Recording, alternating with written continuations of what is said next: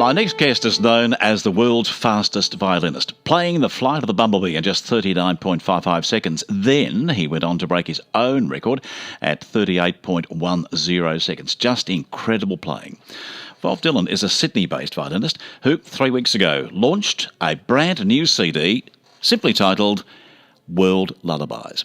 And all the money from this goes to the Starlight Children's Foundation. Thought we'd catch up with Vov today and have a chat to him about his album and a bit about his life and what he does right now. Vov, nice to have you on the Casey Radio.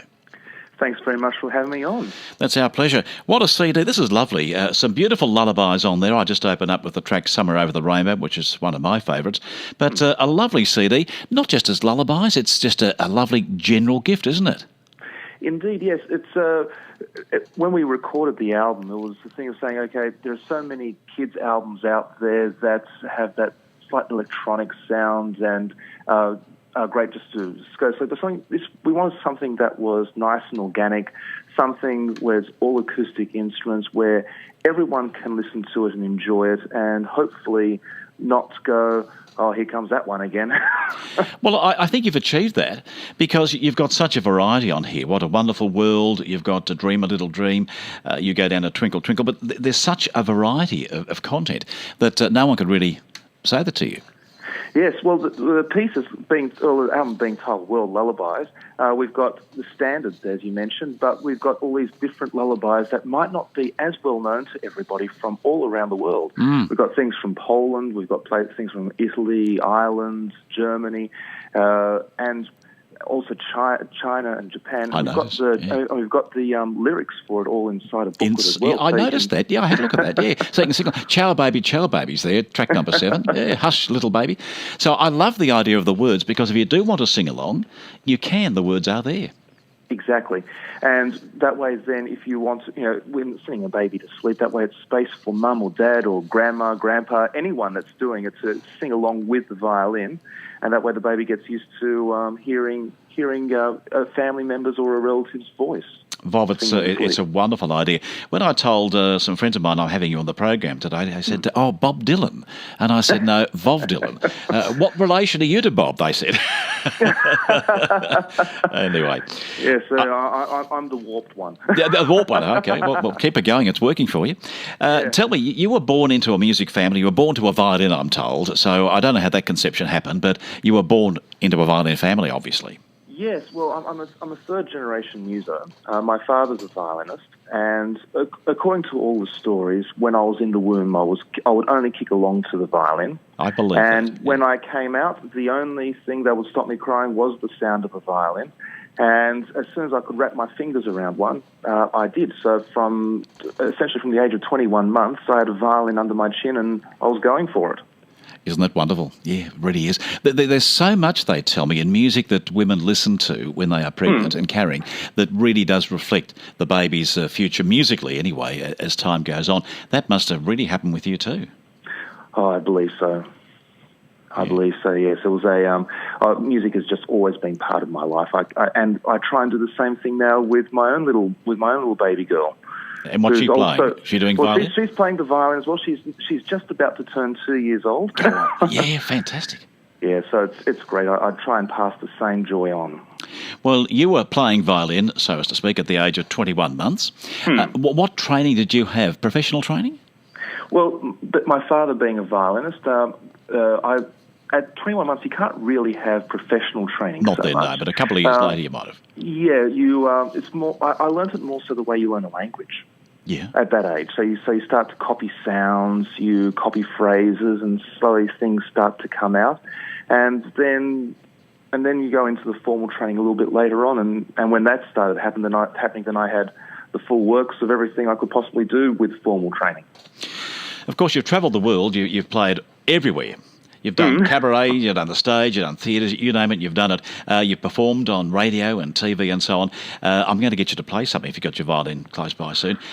You've released 9 albums, is that right? Yes, it is. Yeah, and this is number 10 or number 9? This is number 9, yes. Okay, tell me about some of the others you've got out. Oh, the other ones, we've got a little album called The Violinist, Romantic Classics, which is doing all the more light classical standards of violin and piano. And for that, I'm joined by pianist Glenn Amer, who is a conductor for Opera Australia. We've got an album called Off the Cuff, which features myself and Enzo Capano, a great Australian accordion player.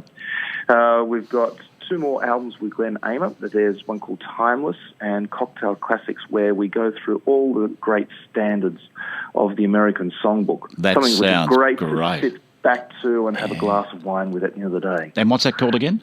That one's called Timeless. Timeless. I'm going to look that one up. I want to get that. That sounds fabulous, mate. I love violin, and there's something about the stringed instruments, isn't there?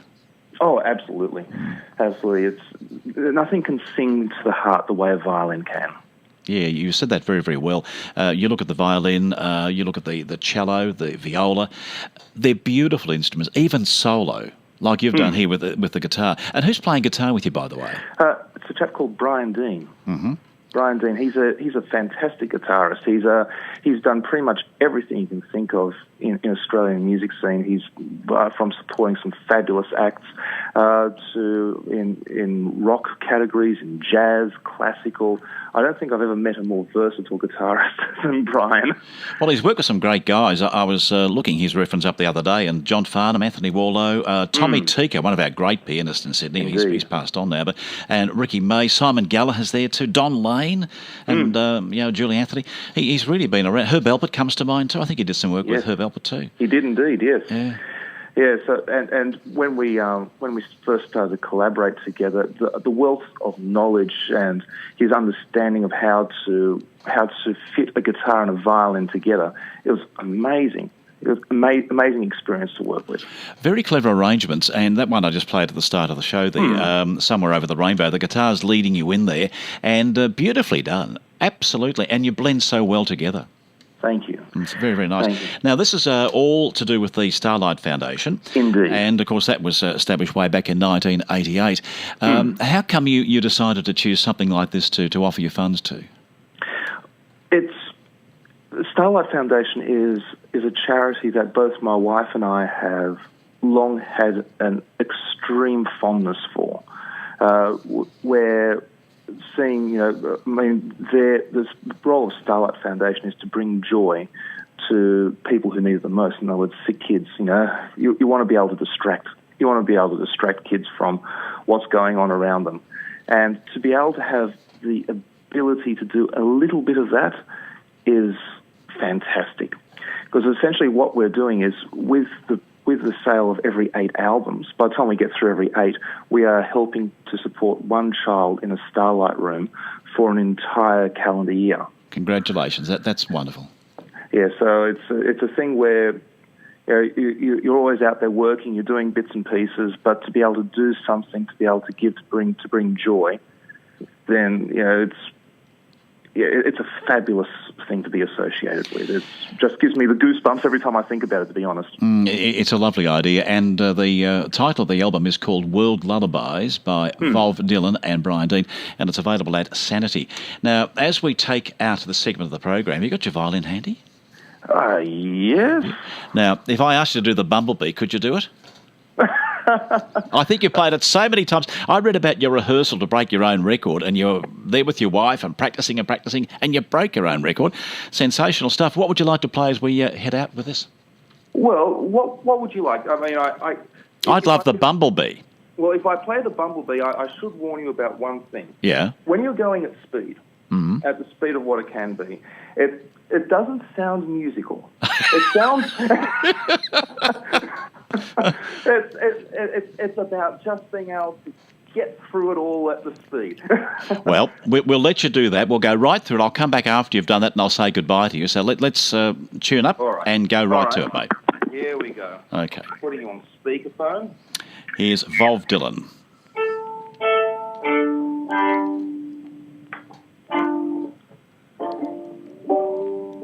All right. Here we go. Fly to the Bumblebee. Okay. Would you like it normal speed or really fast? Really fast. Really fast. Yeah. Okay. See what you can do. Have you got the stopwatch ready? Let me have a look. Wait on. I'll get the stopwatch up here somewhere for you. Yes, it's going now. All right. Here we go.